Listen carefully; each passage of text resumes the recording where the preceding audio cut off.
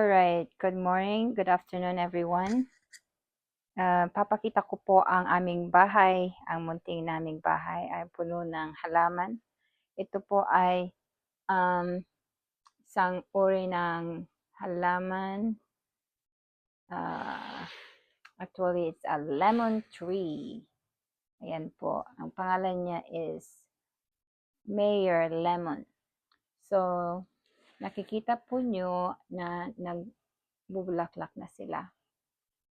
So, dito po sa amin, malamig at winter pa po at mayroon po kaming hinihintay na last frost.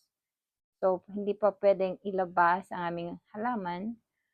So, pag mainit-mainit na, ayun, lalabas ko na po siya. So, karamihan, mga kababayan natin, nahiyang magtanim or medyo ayaw nila magtanim kasi malamig. So, or they are disappointed kasi nga hindi tropical weather ang kanilang atirahan. So, dito po ang ginagawa ko ay magtatanim po ako ng mga tropical fruits or tropical plants na pwede nang itanim sa loob ng bahay.